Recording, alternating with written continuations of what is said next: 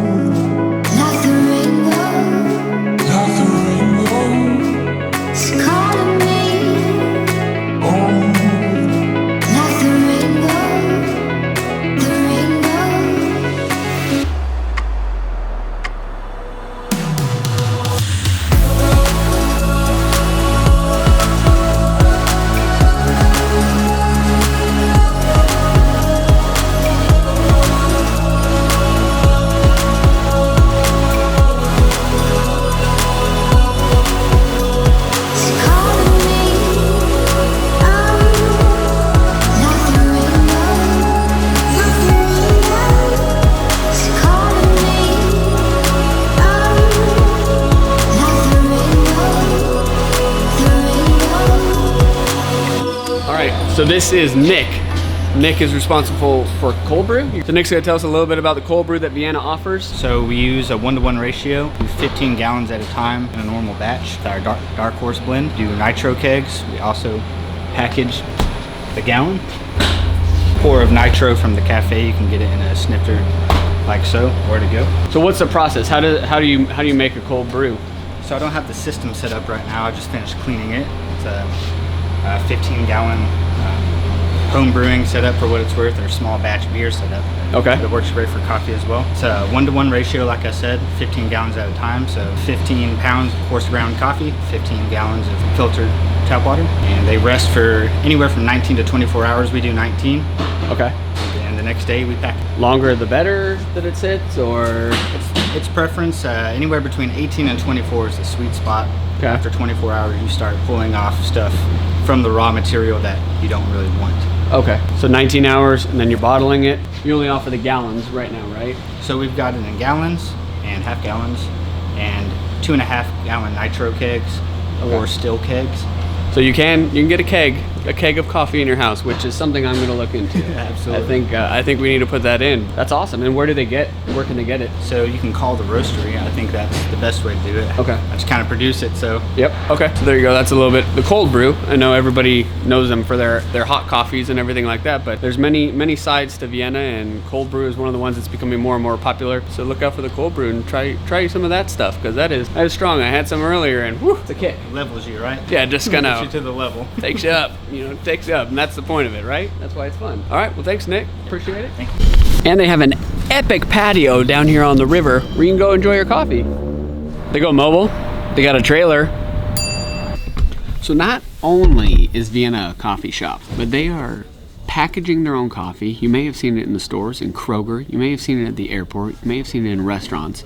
They're going full blown with the coffee and are everywhere. They are even making their own version of a K-cup, an I-cup, a fully recyclable mini pod cup for your Keurig machine or any other instant coffee machine. And the difference with them is they actually pack 12.5 grams of coffee into that little cup, whereas you're getting cheated by the other guys with maybe 8 grams, 10 grams, something like that. So it packs a punch. It's a big difference.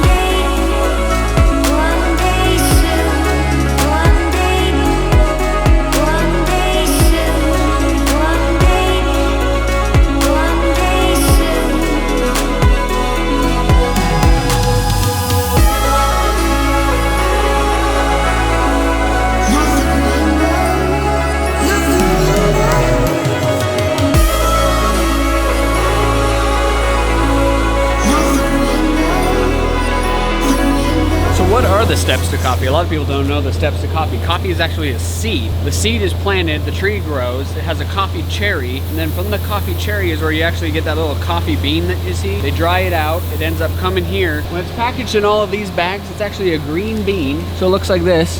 That green bean is then put into this machine, which is a vacuum. That vacuum sucks it all the way up through all of that into the roaster. The roaster then rotates it, roasts the beans, drops it out, and that's what happens when you get here. Now what you do with the coffee bean from there is up to you. You have full beans that are packaged over here and labeled for resale. You can grind them, you can buy it in a ground form, you can buy it in a bean form, you can buy it however you want. But, good. Decaf, no, but look at that. Oh, it just smells so good. There's so many good flavors and just aromas down here. Just, oh, it gets me so excited. Some different roasters, right? Very more traditional one there. This one is a German roaster. Look at this thing. That's a machine right there. Huh? That has some history behind it. Ooh, can you imagine what that thing is roasted? This is Jessica. Jessica's one of the first people we met when we came out here. One thing led to another, and here we are in the basement of Vienna, and I'm obsessed, and she knows I love coffee, so I'm here, and she loves coffee. You run everything. She seems like she's everywhere, so it's hard to get her down. So we got her here. When did this all start? Vienna.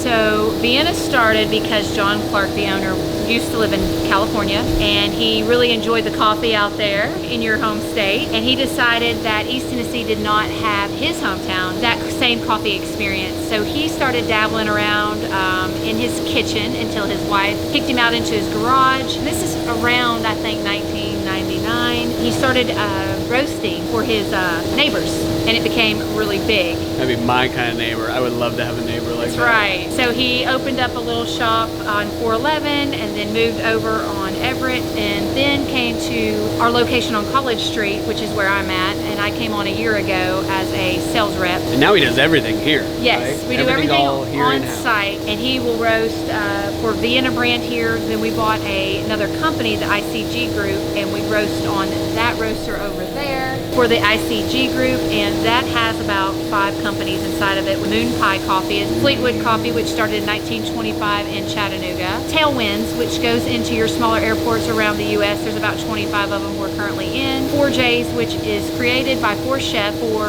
higher-end restaurant. And then Stone Cup, which Jennifer Stone, who sold us the company, is the owner of, and that is her signature brand. That was in Chattanooga, right? It was. Yeah. It is still Okay, in still Chattanooga, yes. That is a lot of coffee. Like It's this a lot is of just coffee. like blossom from a guy, starting coffee in his garage and then expanding to this, like full roasting now. And Like, every time he says he's not going to do something, he ends up doing it. So he didn't want to have a coffee truck, he has a coffee truck. He didn't want to do those bean to cup machines. Yep. He is now doing the bean to cup touchscreen machines. iCups, little So- iCups to go in your Keurig or whatever machine. We're doing those Got I-fill those cups too. as well, and we have actually expanded our brand. We used to only do French roast, front porch, and decaf, and now we have added the Ethiopian and the Guatemalan. Starting in your garage sounds familiar, right? Steve Jobs, Bezos, right? All these guys start these little projects and they just expand and keep building upon them, and then they just have crazy success. This is Missy. How do you John? get a master roaster?